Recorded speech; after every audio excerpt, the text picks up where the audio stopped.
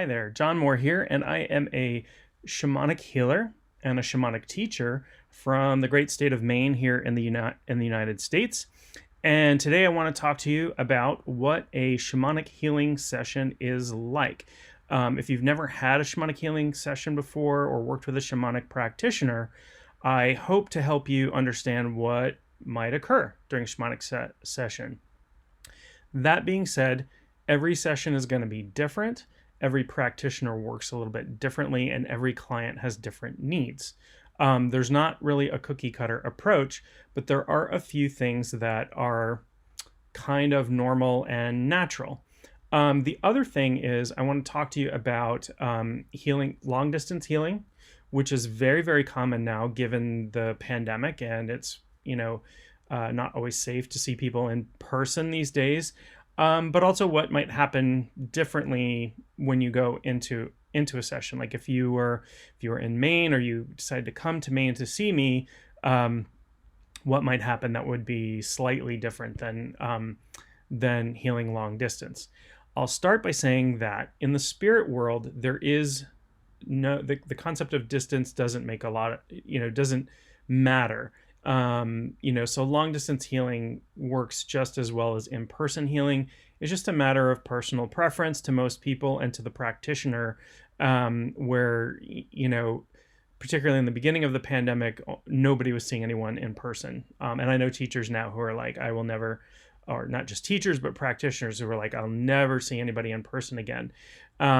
Just for safety's sake, and having liability insurance for a space and paying for a space, and it doesn't matter that much. So a typical shamanic healing session, if you're going to a practitioner for the first time, or at least this is the way it works with myself and other people, other healers that I know. A session is going to be somewhere around 90 minutes to 2 hours. If you're doing it long distance, you want to make sure that you're going to be undisturbed during that time. You're in a place where you can be comfortable. You're going to want to have things that you might need around, like water. You might want to have a notebook to take some notes. Sometimes a lot of information comes through.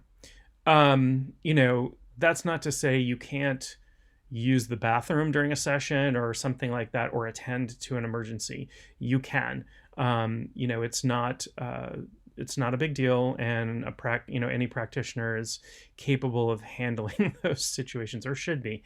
I always start, and every practitioner I know starts with what's called a diagnostic journey. Now, I use my drum. Some people might use a rattle or play a track to go into trance and altered state, and to do what's called a shamanic journey, which is to work with helping spirits in non-ordinary reality, to get an idea of the best ceremonies to be performing during that session, the things that are going to be for your highest good and provide the most value, I guess, for the session. Value is kind of a strange word, but for your highest good, the things that are going to be most beneficial to you that day to perform.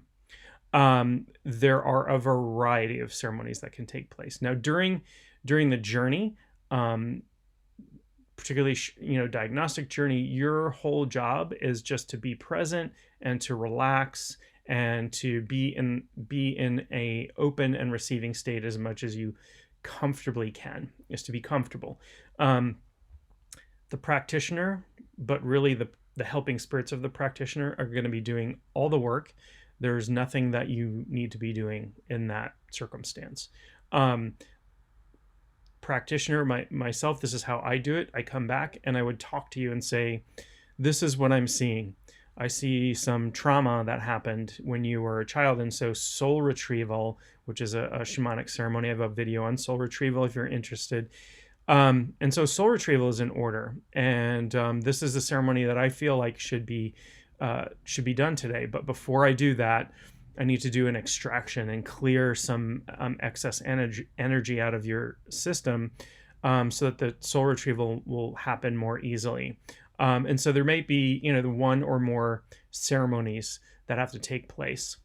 For myself, those ceremonies happen in Journey. So it's going to be a similar thing to the Diagnostic Journey. I'm going to play my drum. I'm going to close my eyes, 10, 15 minutes, who knows, however long it takes.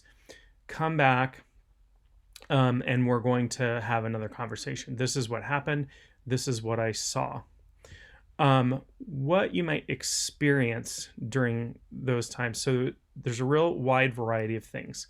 Some people have, this is pretty rare though, have like no immediate experience during journeying. That's actually really, really rare for a shamanic healing experience, to have no sensations, no visions, no sounds come up, no ideas coming into your head.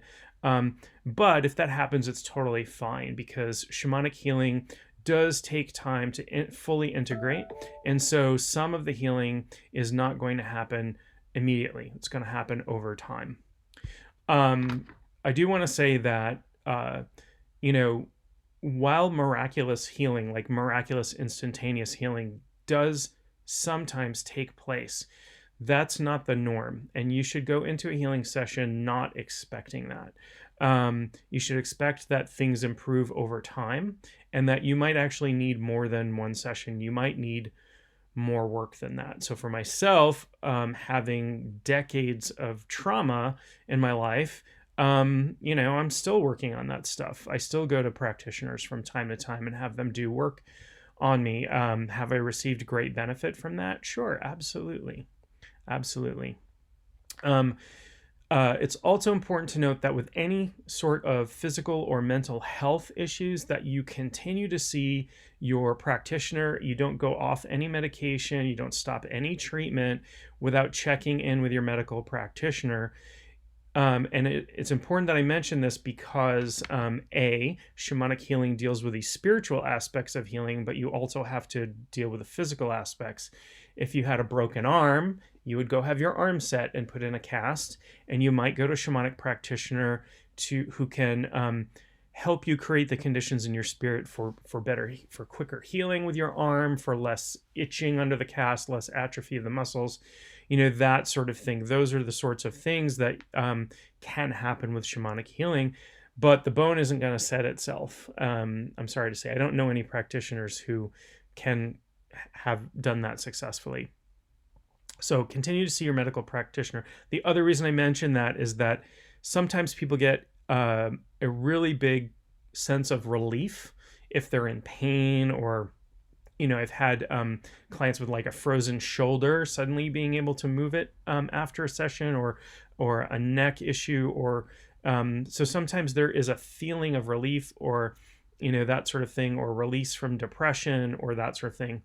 So it would be dangerous for you to go off treatment, or to go off certain medication, or to stop seeing your medical practitioner, even if you feel really good afterwards. I'll give an example, might be antidepressants. If you've been on antidepressants for a while, it can be dangerous, for example, to just stop taking them all of a sudden without talking to your physician. So the vast majority of shamanic practitioners are not licensed healthcare professionals. And so we don't work in that regard. We can't give you advice about medication or precise diagnostics or that sort of thing. Even if we could, there would be legal problems with that, and we do have to work within the law. I mean, we can't go outside of that. So we do provide is spiritual support for healing, and that sort of, when you take things in all different planes, when you take things from the physical plane to the mental to the spiritual, you're kind of moving everything in the same direction, and healing is much, it's much easier for healing to take place. Okay, so you've had the diagnostic journey. The practitioner has done some work with you. In person, there might be some ceremonies where the practitioner touches you. They should always ask permission and describe the specific type of touch they're using. Some practitioners are also trained in energy healing techniques like Reiki, or that sort of thing. I don't like to mix modalities like that. So I'm not going to, I have been trained in Reiki and some other healing modalities. I'm not going to start doing Reiki in the middle of a shamanic healing session. Um, Others might, but I don't do that because it's a mixed modality, and it's confusing for me. It might be confusing for my clients. So if somebody needs Reiki, I might refer them out to somebody else. And I've had clients even just recently where I recommended another type of practitioner to them. If there's something that you need that the practitioner does not do, something specific that comes up, they should be able to recommend other practitioners. They should have a network of people that they can recommend you to. And I happily recommend people out. I happily accept recommendations from other practitioners. We're all kind of plugged into a community of other healers, and we know what other people are good at. I love animals, but I don't work with them. I don't do animal healing or animal whispering, but I know people who are really amazing at that. So if somebody comes to me with my dog, I don't know what's going on with my dog, I'm going to refer that person out. And there's some other things that I'm not, that I don't do. I'm not good at. And, but there are things that I'm fantastic at. And I know that. I know my limitations. So that's an important characteristic. So anyway, they're going to do the work. There might be some touching. It's not heavy duty touching. They might, it would be like maybe they're going to blow through a cupped hand into your heart center or your crown center. Practitioners should always ask and be very specific about the kind of touch they're using. If I'm working with somebody, and it doesn't matter if they're a man or a woman, I'm going to say, I'm going to do this ceremony, and normally this is how I do it. Are you okay with that? And if you're not, we'll find a different way to perform it. And there should be the flexibility to do that. If somebody comes into a lot of people come to me with trauma, and sometimes that's sexual trauma or just violence or what have you. Your practitioner needs to be sensitive to that. If you are not comfortable with somebody you don't know touching you in some way or doing something or, what have you, they should accommodate you 100%. Otherwise, the trust that needs to be there for the healing to take place isn't there. So that's sort of how the session takes place. All along, the practitioner should be talking to you. Okay, this is what came up during this ceremony. I did a soul retrieval for you, and these are the parts that came back. They should talk to you about integration. These are some things I'm going to recommend for you to do to integrate this work, and to keep the healing going after this session. Beyond that, they should give you some advice about how to follow up in the day. Now, I send out some information and I talk to clients before I meet with them. Sometimes people leave a session a little bit opened up psychically, or a little tired, or a little ungrounded. And I'll recommend some things to help people ground or to help people. But in that state, you may not want to, say, return to work or operate heavy machinery. You should be okay to drive. If you need a few minutes to sort of gather yourself up, you should be okay to do that. But like really heavy activity, heavy physical activity, things that are super demanding, might not be fantastic right after that. You're also going to be somewhat open. And so I recommend people be very careful about anything they take in. And I mean, like, potentially not watching the news or a horror movie or really violent media right after, because it's going to go into your psyche in a way that you might not expect, or cause a reaction that you might not expect or be prepared for.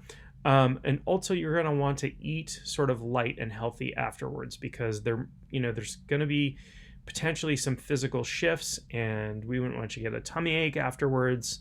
Light and healthy is kind of recommended. Hydrate well, anything really to self-care. And it's a really good recommendation to, like, take a nice warm bath, do whatever it is that you do for self-care to relax, to treat your body, mind, and spirit, your emotions, to treat them really well. So the session will last anywhere from 90 minutes to 2 hours. That's typical for me. And afterwards, I will email a client, usually within a day or two, with notes from the session. Just as a reminder, this is what we did. This is how you might integrate. And then I'll check in again in about a week or so. Depending on the work that has been done. So for example, soul retrieval work takes a long time to integrate. These are sort of hunks of your soul or parts of your soul or essences from your soul that have been broken off and lost for some period of time and returned to you. And it takes some time for them to come back. So what I recommend is people wait in between sessions if they want more than one session. With soul retrieval, I ask people to wait at least 6 weeks before booking another session. You don't want to do back to back to back to back to things, because you're not going to spend the time you need to really integrate these parts. You could definitely overload yourself. You could definitely become emotionally overwhelmed if there's soul retrieval, or experience more soul loss because the parts are like, this is crazy. I'm not, I'm going to take off again. So keep that in mind. Keep frequency in mind. But that's really kind of it. That's really kind of a session in a nutshell. Other things I can't necessarily describe. Other practitioners might use different tools. They might smudge you or ask if you can, they should ask if you're, allergic to smoke or anything like that before they do a smudge, or something along that lines before a ceremony starts. They might rattle a bit to sort of set the space up for that sort of thing. There might be chanting. There might be toning, which is when they sing or hum a specific tone. It depends on the ceremony that they're doing. There shouldn't be anything scary or physically uncomfortable or an unpleasant crossing of boundaries. None of those things are necessary, and they shouldn't occur during a session. With that, I'm going to wrap things up, but I really hope that this has been helpful. If you're considering a shamanic healing session, this is hopefully what you can expect to have a really good session from a shamanic healer. Shamanic healing has become very, very popular these days because it is effective, and it is the oldest form of spiritual healing in existence. It's the oldest form of spirituality I like to say human history, but it goes way back before then. So stay happy, healthy, and I will see you around very soon.